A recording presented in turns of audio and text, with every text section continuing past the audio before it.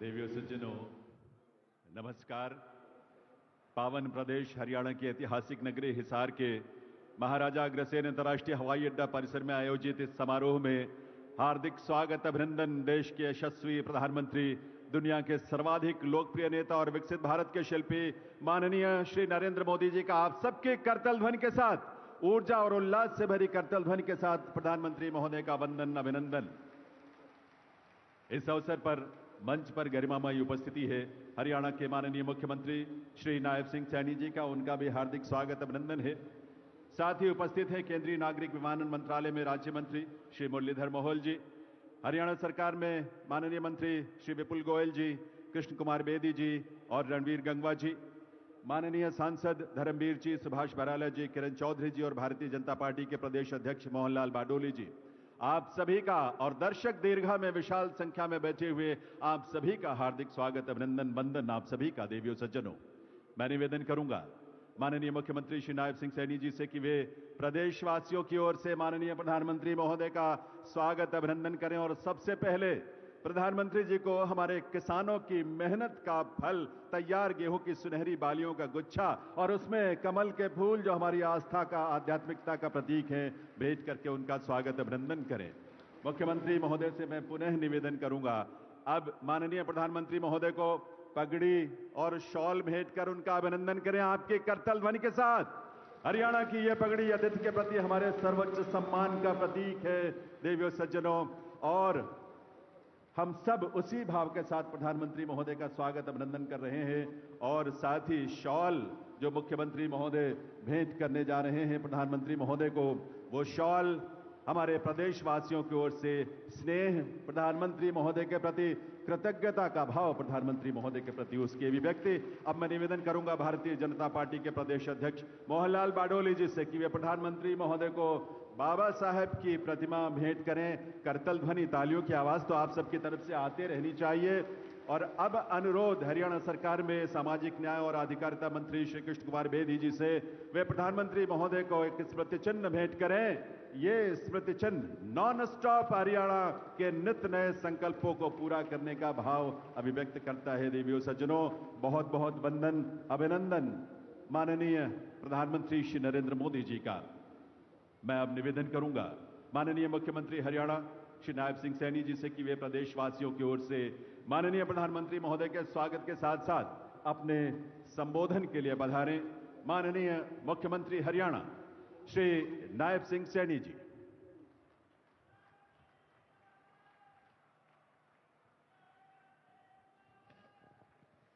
भारत माता की,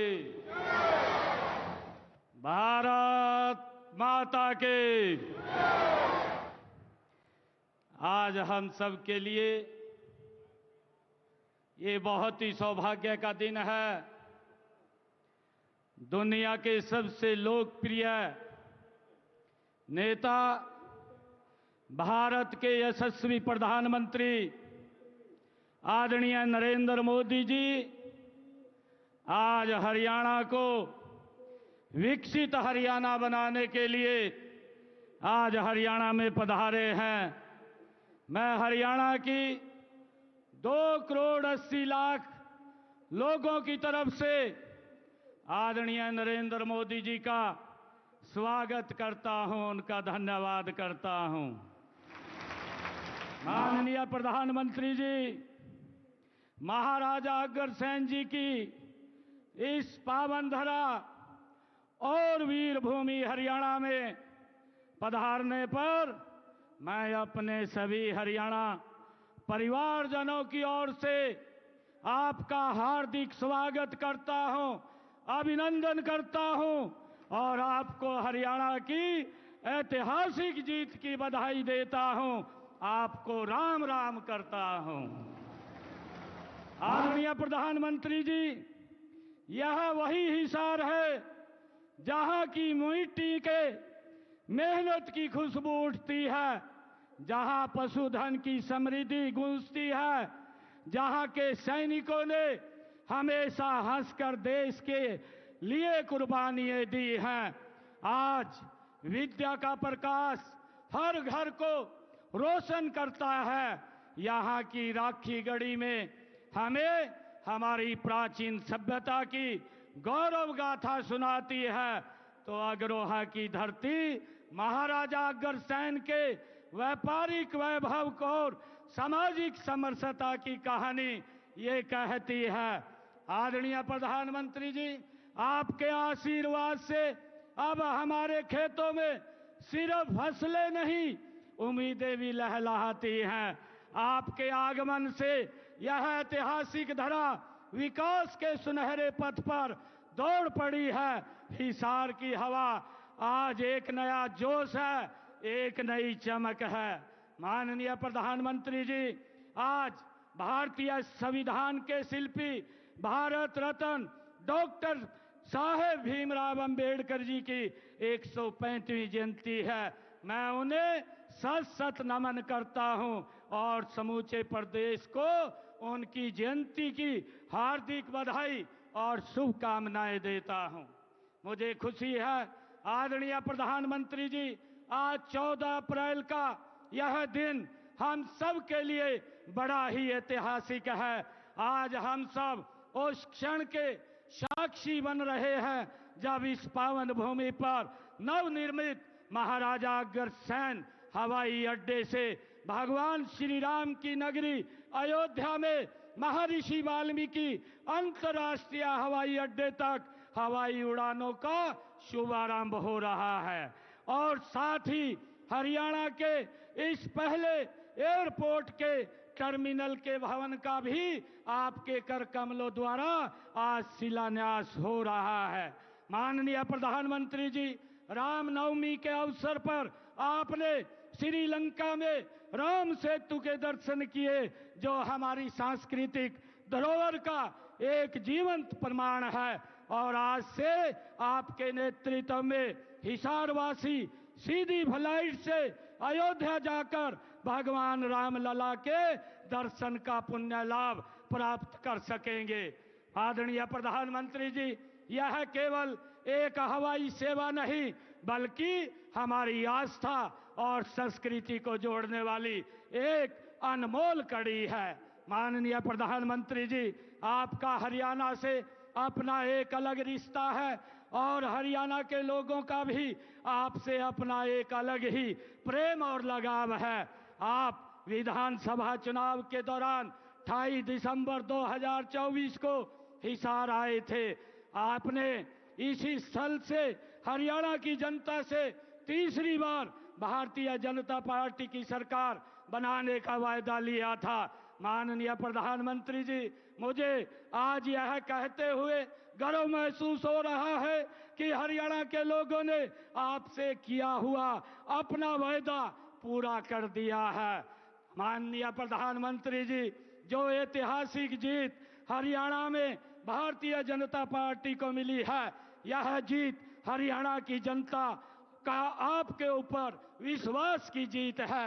यह जीत आपकी नीति की जीत है, यह जीत आपकी नीयत की जीत है और आपके नेतृत्व की जीत है। माननीय प्रधानमंत्री जी, हम सौभाग्यशाली हैं कि हमें आपका कुशल नेतृत्व मिला, ये उसकी जीत है। यह जीत आपके मार्गदर्शन में हो रहे हरियाणा के विकास की जीत है।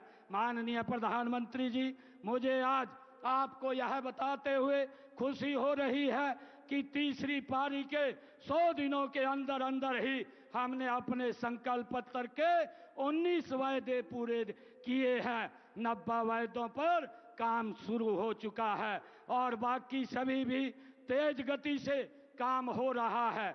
माननीय प्रधानमंत्री जी, हरियाणा आपके मार्गदर्शन और कुशल नेतृत्व में डबल इंजन की सरकार से ट्रिपल इंजन सरकार बन गई है और 3 गुना रफ्तार से आगे बढ़ रही है। माननीय प्रधानमंत्री जी, हमने अपनी माताओं बहनों से लाडो लक्ष्मी योजना की शुरुआत का वायदा किया था।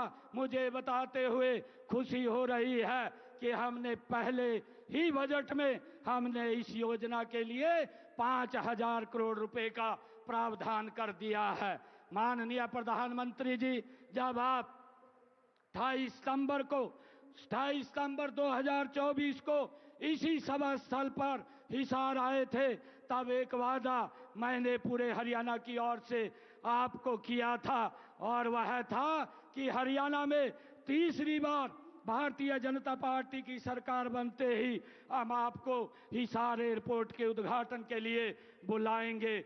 और आपने भी वायदा किया था और गारंटी भी दी थी कि सरकार बनते ही एयरपोर्ट के काम में गति भी आएगी और इसका उद्घाटन करने भी आएंगे। माननीय प्रधानमंत्री जी, मुझे खुशी है कि आज यह दोनों वायदे भी पूरे हो गए हैं। माननीय प्रधानमंत्री जी, आजादी के इतने वर्षों बाद भी देश के कई हिस्सों में हवाई संपर्क न होने से आम व्यक्ति के लिए हवाई यात्रा करना एक हवाई सपना ही था। हर देशवासी की इस सपने को साकार करने का काम माननीय प्रधानमंत्री श्री नरेंद्र मोदी जी ने अपने उड़ान योजना की शुरुआत करके किया। माननीय प्रधानमंत्री जी, आज यहाँ आपके कर कमलों द्वारा एयरपोर्ट के दूसरे टर्मिनल के भवन का शिलान्यास भी हो रहा है और यहाँ से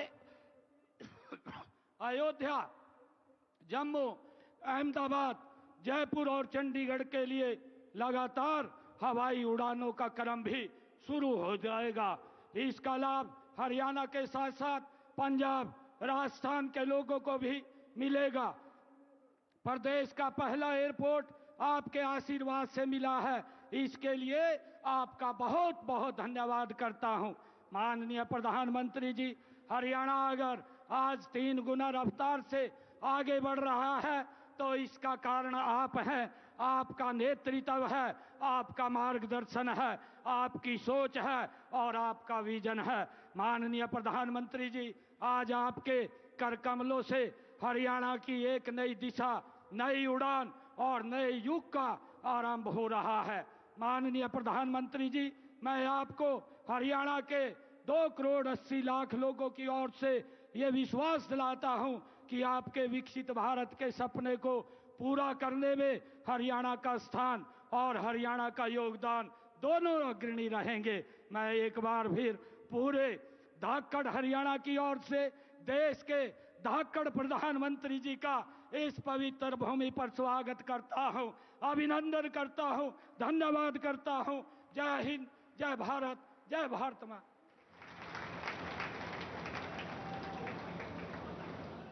बहुत बहुत आभार माननीय मुख्यमंत्री महोदय का। देवियों सज्जनों, अब समय है हमारे संकल्पों की उड़ान का। आज यहां माननीय प्रधानमंत्री महोदय महाराजा अग्रसेन अंतर्राष्ट्रीय हवाई अड्डे के दूसरे टर्मिनल के निर्माण कार्य की शिलापट्टिका का अनावरण करेंगे पहले, और फिर हिसार हवाई अड्डे से पहली व्यावसायिक उड़ान का भी शुभारंभ करेंगे। मैं निवेदन करूंगा माननीय प्रधानमंत्री महोदय से कि वे पहले रिमोट का बटन दबाकर महाराजा अग्रसेन अंतर्राष्ट्रीय हवाई अड्डे के दूसरे टर्मिनल के निर्माण की शिलापट्टिका का अनावरण करने की कृपा करें।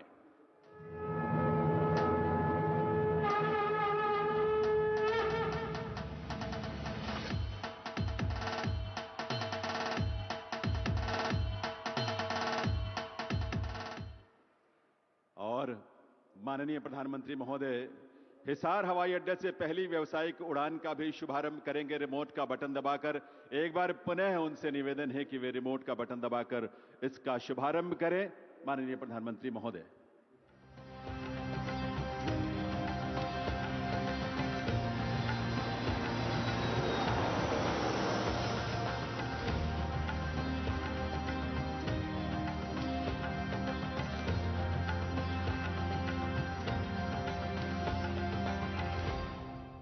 देवियों सज्जनों, आप सबको हृदय से बधाई इस उड़ान की, संकल्पों के इस नए उड़ान की। और ये दृश्य आपके सामने हमारे इस एयरपोर्ट के उस रनवे का है जहां से पहली व्यावसायिक उड़ान जो है वो टेक ऑफ करने वाली है, उसकी शुरुआत हो रही है।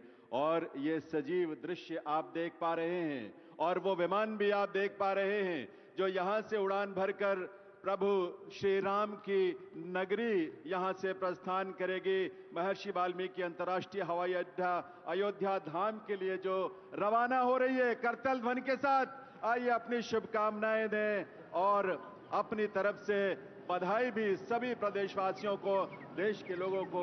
ये उड़ान जो आपके सामने अब एक नए संकल्प के साथ आसमान छूने के लिए, आसमान की ऊंचाइयों को छूने के लिए आगे बढ़ चुकी है। बहुत बहुत आभार माननीय प्रधानमंत्री महोदय का इस उड़ान के लिए, सौगात के लिए। आज के विशेष दिन पर ये उड़ान को लेकर एक शुरुआत है जो भविष्य में और भी विस्तार पाएगा। संकल्पों की इस उड़ान पर आधारित एक फिल्म हमने तैयार की है जिसमें हिसार के इस महाराजा अग्रसेन अंतर्राष्ट्रीय हवाई अड्डे के नए स्वरूप की झलक आपको नजर आएगी। आइए देखते हैं ये फिल्म। हरियाणा का दिल हिसार, जहां इतिहास की गूंज हवाओं में तैरती है और भविष्य की उड़ान तैयार है। प्रधानमंत्री श्री नरेंद्र मोदी जी की गति शक्ति योजना के तहत हिसार अब हवाई नक्शे पर नई ऊंचाइयां छुएगा। आज माननीय प्रधानमंत्री जी ने महाराजा अग्रसेन हवाई अड्डे से अयोध्या के लिए पहली उड़ान को अपने शुभ कर कमलों से रवाना किया और टर्मिनल 2 के निर्माण की आधारशिला भी रखी, जिस पर लगभग 486 करोड़ रुपए खर्च होंगे। हरियाणा सरकार के सहयोग से बना ये एयरपोर्ट न केवल क्षेत्रीय विकास और रोजगार का द्वार खोलेगा, बल्कि देश के प्रमुख शहरों से सीधी हवाई कनेक्टिविटी भी सुनिश्चित करेगा। 7200 एकड़ में फैले इस इंटीग्रेटेड एविएशन हब में 4200 एकड़ पर एयरपोर्ट और 3000 एकड़ पर एविएशन हब विकसित हो रहा है। 3000 मीटर लंबा रनवे हर मौसम और हर समय उड़ानों के लिए तैयार है। ATR 72 से लेकर एयरबस 320 तक की उड़ानों के संचालन के लिए भी सक्षम। हरियाणा का ये एयरपोर्ट हर साल 21 लाख यात्रियों को संभाल सकेगा। शुरुआती उड़ानों में अयोध्या, जम्मू, जयपुर, अहमदाबाद और चंडीगढ़ को जोड़ा जा रहा है। व्यापार, पर्यटन और औद्योगिक विकास को नई रफ्तार देने के लिए हिसार हवाई अड्डा, जहां सपनों की डोर अब सीधे जुड़ती है आसमान से। एक बार आप सबकी करतल ध्वनि के साथ आइए इस अवसर को हम मिलकर मनाएं उत्साह से, जहां ये सौगात आज हम सबको मिली है प्रधानमंत्री महोदय के करकमलों से। देवी सज्जनों, माननीय प्रधानमंत्री महोदय की प्रेरणा और उनके मार्गदर्शन में हरियाणा प्रदेश ने बीते 10 वर्षों में विकास और सुशासन के नए प्रतिमान स्थापित किए हैं। 10 वर्षों की इस यात्रा पर आधारित एक लघु फिल्म है जो हमने तैयार की है। आइए देखते हैं ये फिल्म। 2014 देश ने एक बड़ा बदलाव देखा। मैं नरेंद्र दामोदर दास मोदी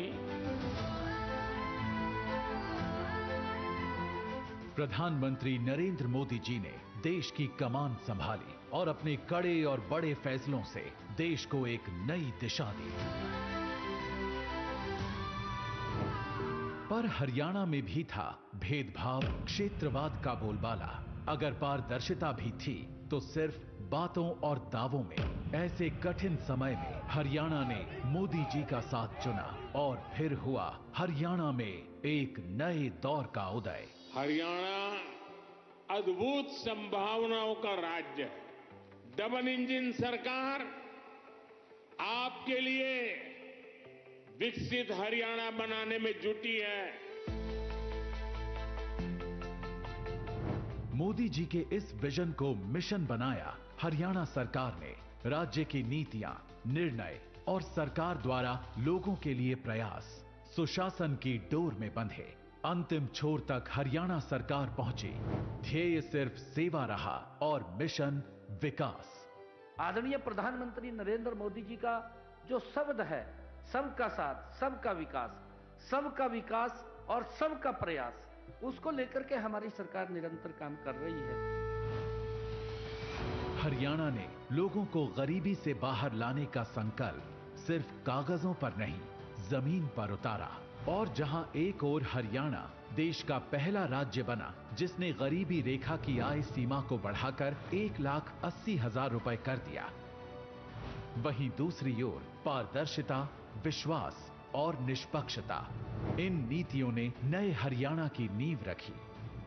आज 60 विभागों की 819 सेवाएं ऑनलाइन मिल रही हैं। साथ ही हरियाणा परिवार पहचान पत्र जारी करने वाला देश का पहला राज्य है। इससे 52 लाख परिवारों को योजनाओं का लाभ मिल रहा है और वो भी घर बैठे।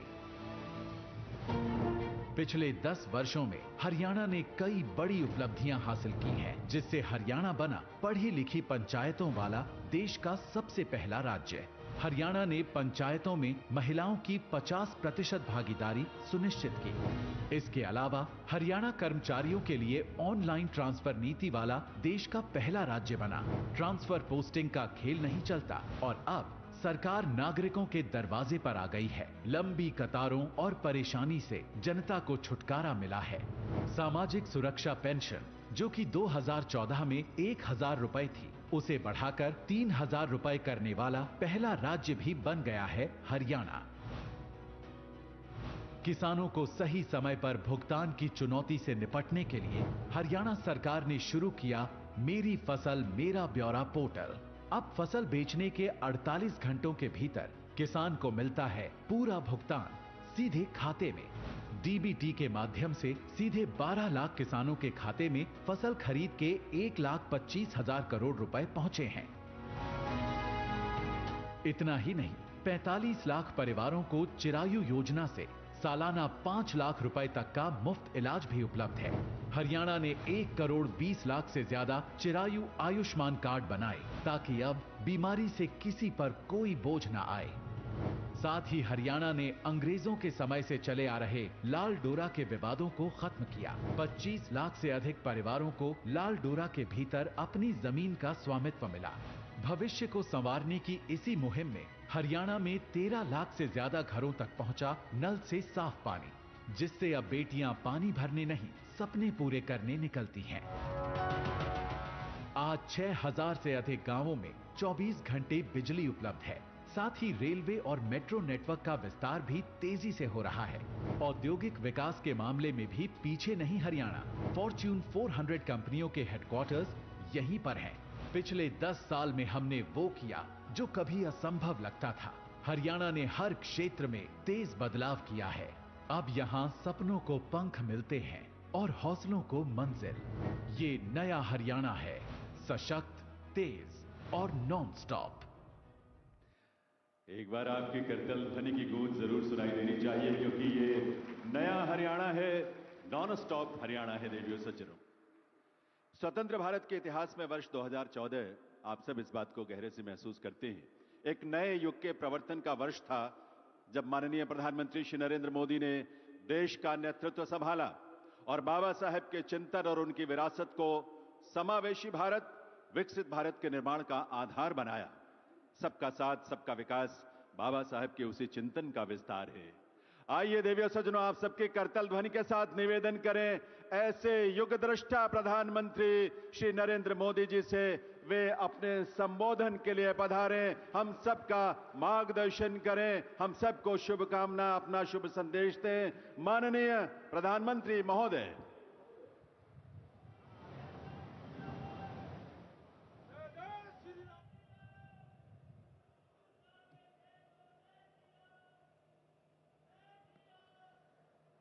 मैं कहूंगा, बाबा साहब आंबेडकर, आप सब 2 बार बोलिए, अमर रहे, अमर रहे। बाबा साहब आंबेडकर, बाबा साहब आंबेडकर, बाबा साहब आंबेडकर। हरियाणा के मुख्यमंत्री श्रीमान नायब सिंह सैनी जी, केंद्रीय मंत्रिमंडल के मेरे साथी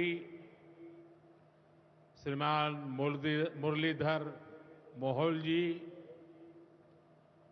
हरियाणा सरकार के सभी मंत्रीगण, सांसद और विधायकगण और मेरे प्यारे भाई और बहनों, मारे हरियाणा के धाकड़ लोगों ने राम राम।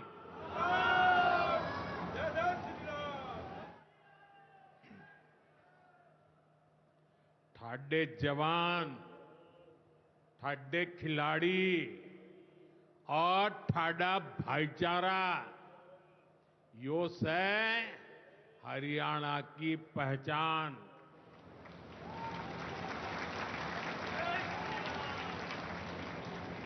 लावणी के इस अति व्यस्त समय में आप इतनी विशाल संख्या में हमें आशीर्वाद देने पहुंचे हैं। मैं आप सभी जनता जनार्दन का अभिनंदन करता हूं। गुरु जंबेश्वर, महाराजा अग्रसेन और अग्रोहा धाम को भी श्रद्धापूर्वक नमन करता हूं। साथियों, हरियाणा से, हिसार से मेरी कितनी ही यादें जुड़ी हुई है। जब भारतीय जनता पार्टी ने मुझे हरियाणा की जिम्मेदारी दी थी, तो यहां अनेक साथियों के साथ मैंने लंबे समय तक मिलकर काम किया था। इन सभी साथियों के परिश्रम ने भारतीय जनता पार्टी की हरियाणा में नींव को मजबूत किया है। और आज मुझे ये देखकर गर्व होता है कि भाजपा विकसित हरियाणा, विकसित भारत के लक्ष्य को लेकर पूरी गंभीरता से काम कर रहा है। साथियों, आज का दिन हम सभी के लिए, पूरे देश के लिए और खास करके दलित, पीड़ित, वंचित, शोषित, उन सब के लिए बहुत महत्वपूर्ण दिवस है। उनके जीवन में तो दूसरी दिवाली होती है। आज संविधान निर्माता बाबा साहब आंबेडकर की जयंती है। उनका जीवन, उनका संघर्ष, उनका जीवन संदेश हमारी सरकार की 11 साल की यात्रा का प्रेरणा स्तंभ बना है। हर दिन, हर फैसला, हर नीति बाबा साहब आंबेडकर को समर्पित है।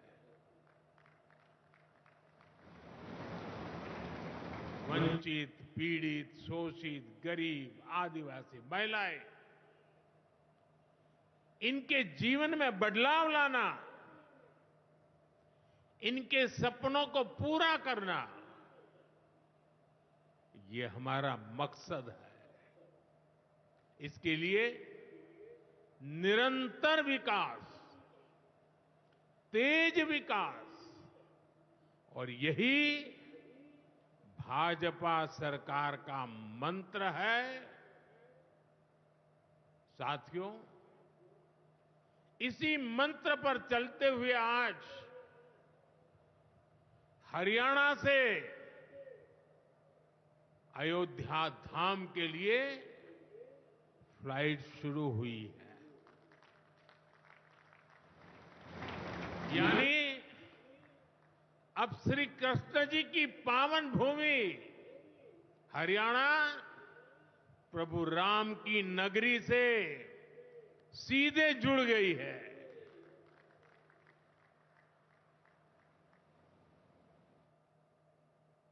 अग्रसेन हवाई अड्डे से वाल्मीकि हवाई अड्डे आज सीधी उड़ान भरी जा रही है। बहुत जल्द यहां से दूसरे शहरों के लिए भी उड़ानें शुरू होगी।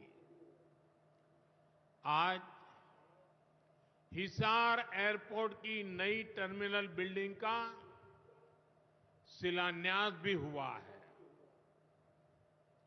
ये शुरुआत हरियाणा की आकांक्षाओं को एक नई ऊंचाई पर पहुंचाने की उड़ान है। मैं हरियाणा के लोगों को इस नई शुरुआत के लिए ढेर सारी बधाई देता हूं। साथियों, मेरा आपसे वादा रहा है, हवाई चप्पल पहनने वाला भी हवाई जहाज में उड़ेगा।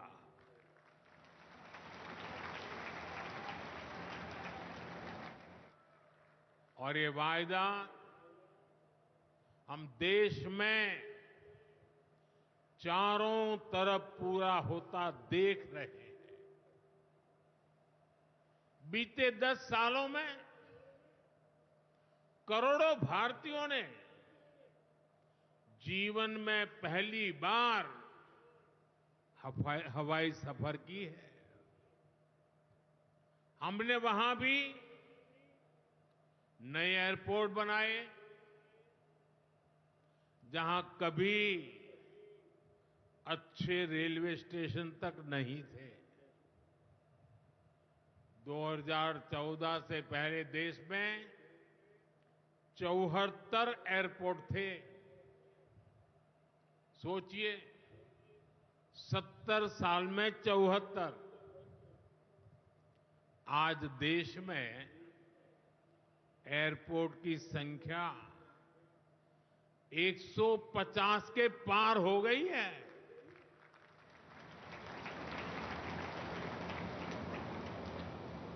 देश के करीब 90 एरोड्रम उड़ान योजना से जुड़ चुके हैं।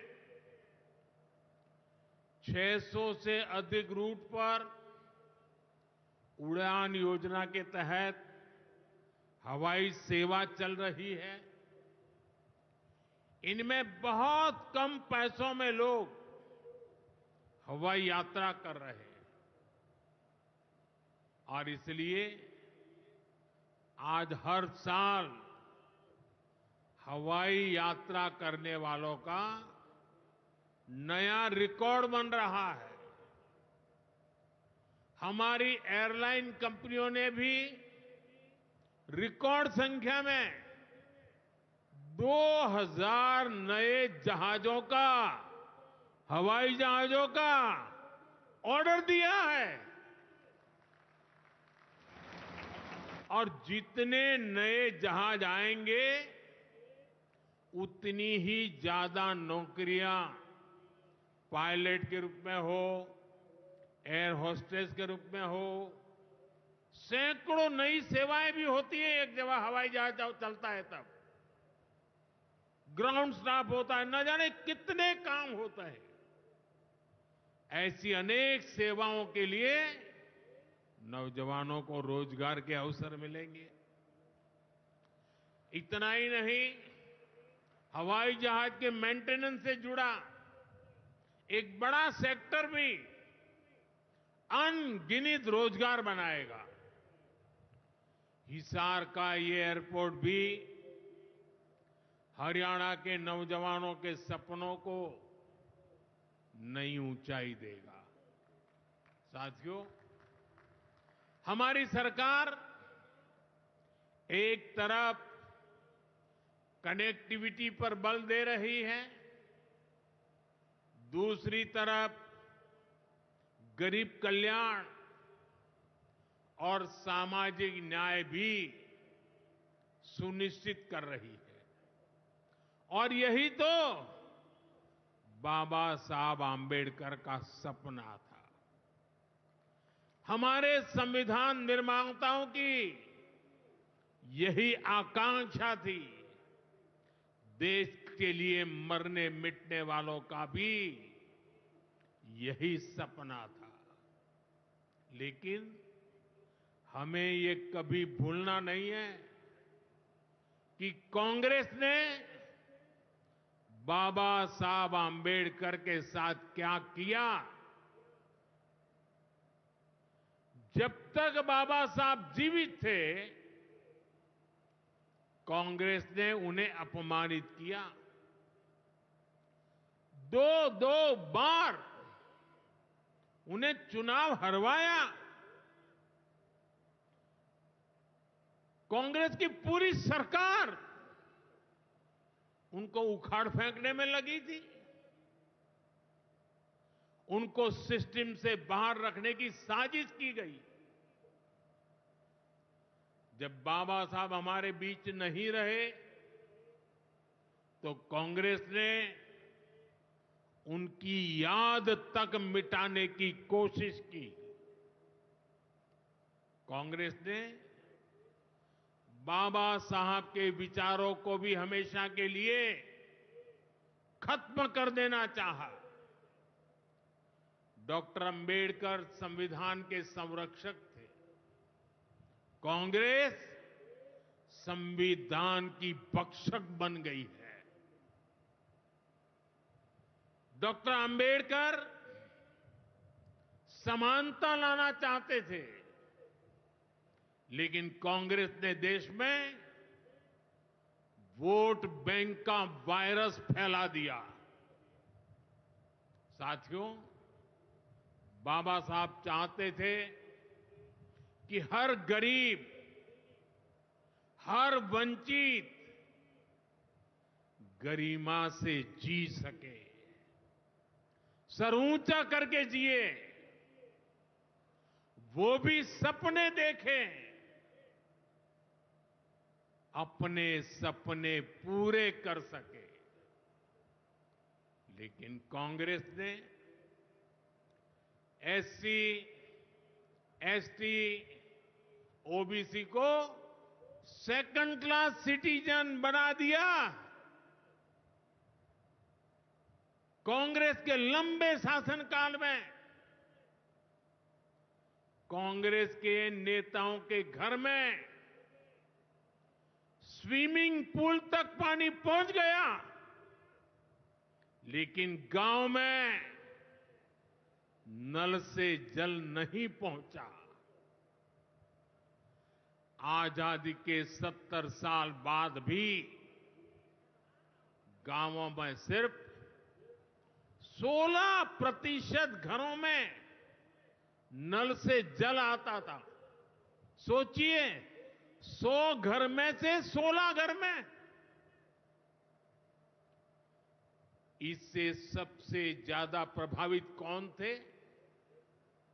इससे एससी, एसटी, ओबीसी सबसे ज्यादा प्रभावित थे। अरे उनकी इतनी ही चिंता थी, आज जो गली गली में जाके भाषण झाड़ रहे हैं, अरे कम से कम मेरे एससी, एसटी, ओबीसी भाइयों के घर तक अरे पानी तो पहुंचा देते।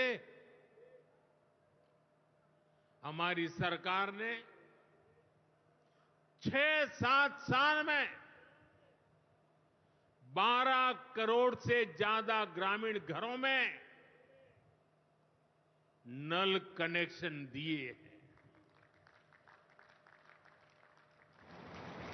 आज गांव के 80% घरों में, यानी पहले 100 में से 16, आज 100 में से 80 घरों में नल से जल आता है। और बाबा साहब का आशीर्वाद है, हम हर घर तक नल से जल पहुंचाएंगे। शौचालय के अभाव में भी सबसे बुरी स्थिति एससी, एसटी, ओबीसी समाज की ही थी। हमारी सरकार ने 11 करोड़ से ज्यादा शौचालय बनवाकर वंचितों को गरिमा का जीवन दिया है। साथियों, कांग्रेस के जमाने में एससी, एसटी, ओबीसी के लिए बैंक का दरवाजा तक नहीं खुलता था। बीमा, लोन, मदद, ये सारी बातें सब सपना था।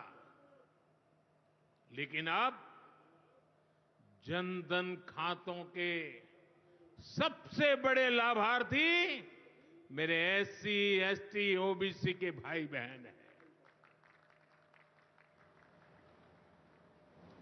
हमारे एससी, एसटी, ओबीसी भाई बहन आज गर्व से जेब में से रुपए कार्ड निकाल करके दिखाते हैं। जो अमीरों के जेब में कभी रुपए कार्ड हुआ करते थे, वो रुपए कार्ड आज मेरा गरीब दिखा रहा है। साथियों, कांग्रेस ने हमारे पवित्र संविधान को सत्ता हासिल करने का एक हथियार बना दिया। जब जब कांग्रेस को सत्ता का संकट दिखा, उन्होंने संविधान को कुचल दिया। कांग्रेस ने आपातकाल में संविधान की स्पिरिट को कुचला, ताकि जैसे तैसे सत्ता बनी रहे। संविधान की भावना है कि सबके लिए एक जैसी नागरिक संहिता हो, जिसे मैं कहता हूं सेक्युलर सिविल कोड। लेकिन कांग्रेस ने इसे कभी लागू नहीं किया। उत्तराखंड में भाजपा सरकार आने के बाद सेक्युलर सिविल कोड, समान नागरिकता संहिता, ये लागू हुई। डंकी की चोट पर लागू हुई। और देश का दुर्भाग्य देखिए, संविधान को जेब में लेकर के बैठे हुए लोग, संविधान पर बैठ गए हुए लोग, ये कांग्रेस के लोग उसका भी विरोध कर रहे हैं। साथियों, हमारे संविधान ने एससी, एसटी, ओबीसी के लिए आरक्षण का प्रावधान किया, लेकिन कांग्रेस ने उनको आरक्षण पहुंचा कि नहीं पहुंचा, उनके बच्चों को शिक्षा के लिए सुविधाएं प्रारंभ मिलना शुरू हुआ कि नहीं हुआ, एससी, एसटी, ओबीसी के कोई व्यक्ति अधिकार से वंचित तो नहीं रह गए, उसकी कभी परवाह नहीं की। लेकिन राजनीतिक खेल खेलने के लिए कांग्रेस ने बाबा साहब आंबेडकर ने जो सपना देखा था, सामाजिक न्याय के लिए संविधान में जो व्यवस्था की थी, उसको भी पीठ में छुरा भोंककर उस संविधान के उस प्रावधान को तुष्टीकरण का माध्यम बना दिया। अभी आपने भी समाचारों में सुना होगा, कर्नाटका की कांग्रेस सरकार ने टेंडर में भी अब एससी, एसटी, ओबीसी के अधिकार छीन करके धर्म के आधार पर आरक्षण दे दिया।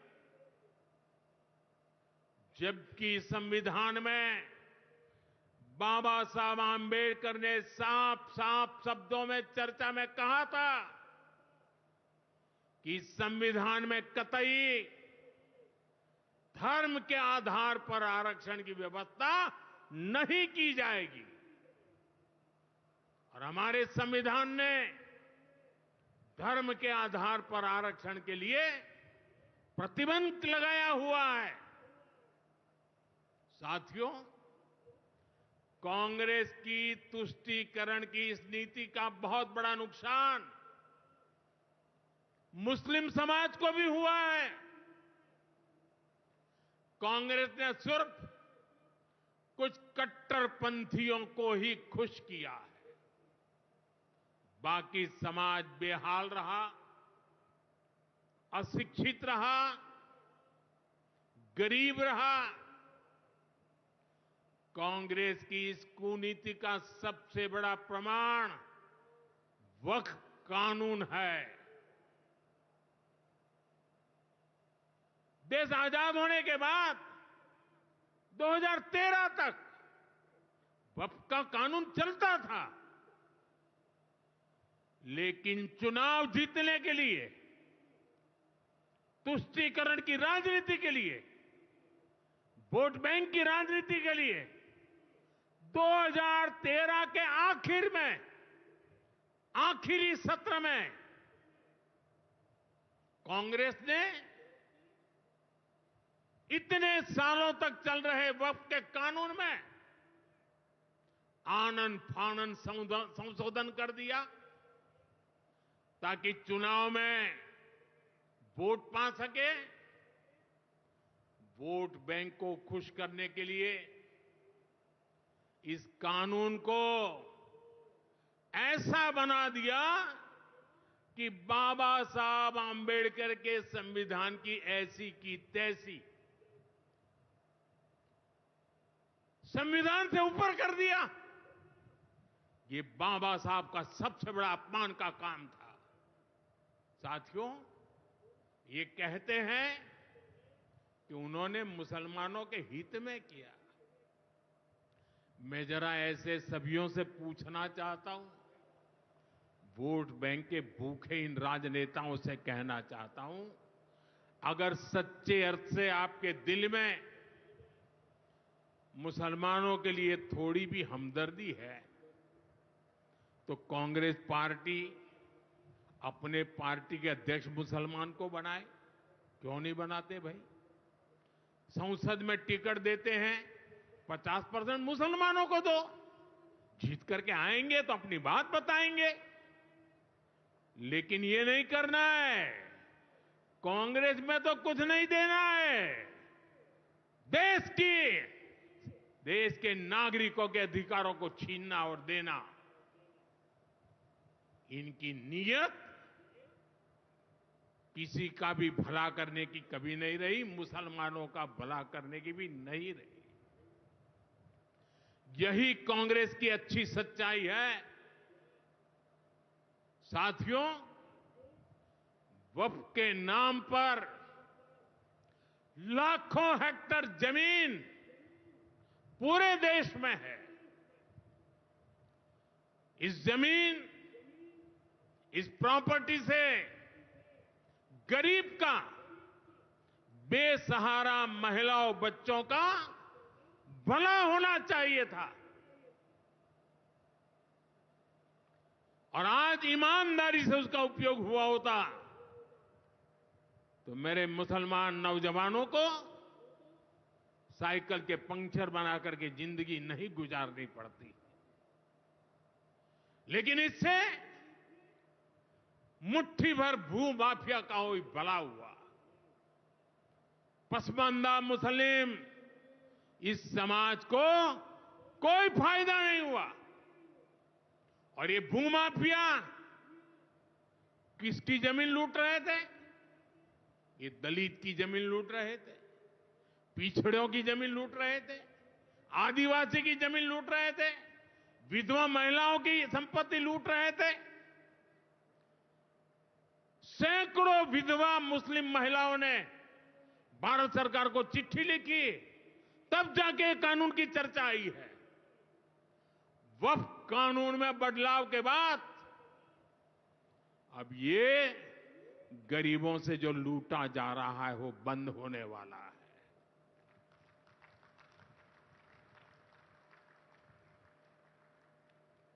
और सबसे बड़ी बात, हमने एक बहुत बड़ा जिम्मेदारीपूर्ण महत्वपूर्ण काम किया है। हमने इस वक्फ कानून में एक और प्रावधान किया है। अब नए कानून के तहत, वक्फ के कानून के तहत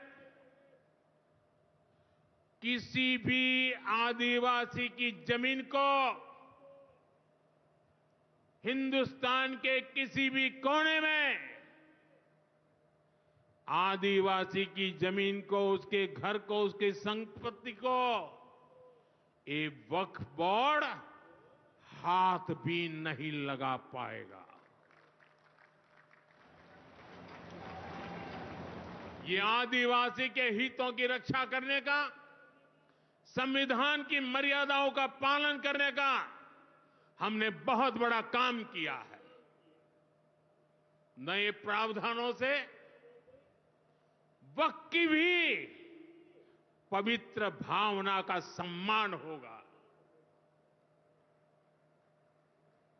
मुस्लिम समाज के गरीब और पसमानदा परिवारों, मुस्लिम महिलाओं, खास करके मुस्लिम विधवाओं को, मुस्लिम बच्चों को उनका हक भी मिलेगा और भविष्य में उनका हक सुरक्षित रहेगा। और यही तो बाबा साहब आंबेडकर ने संविधान के स्पिरिट में हमें काम दिया हुआ है। यही असल स्पिरिट है, यही असली सामाजिक न्याय है। साथियों, हमारी सरकार ने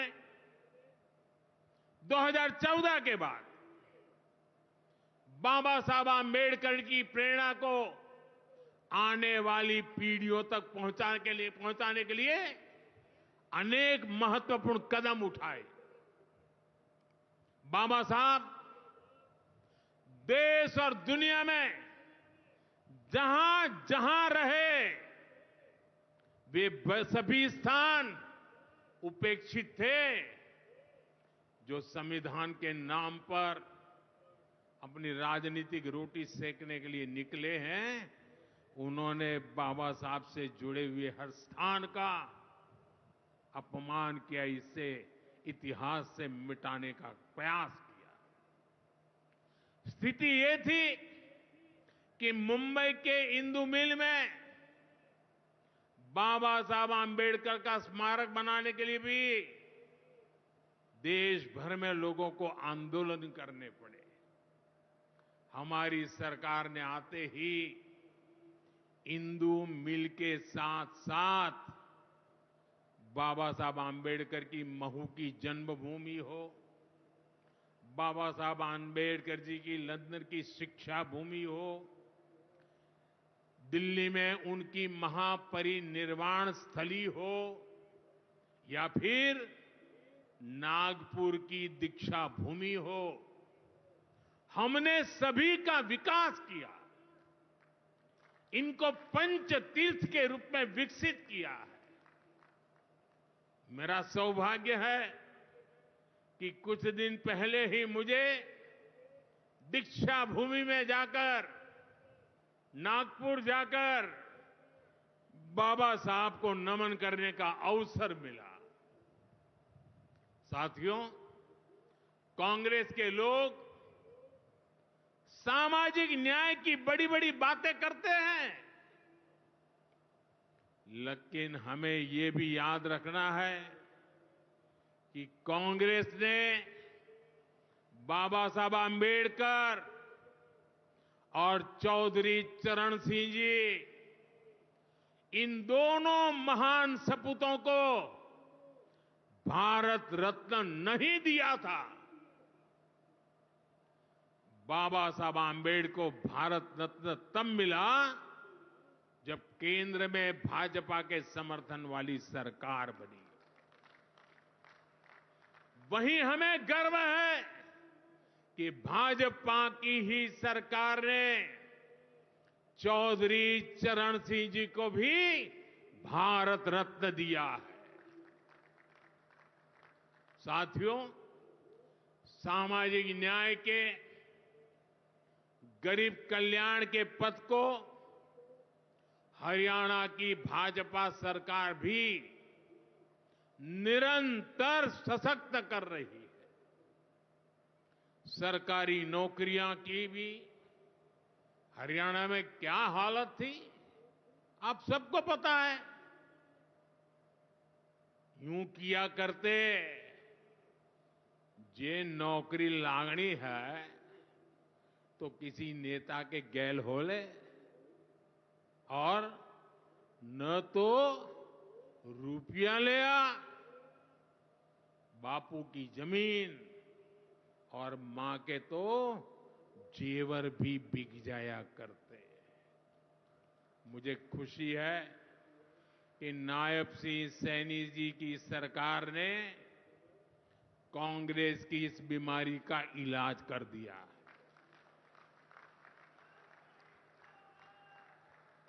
बिना खर्ची, बिना पर्ची के नौकरियां देने का जो ट्रैक रिकॉर्ड हरियाणा का है, वो अद्भुत है।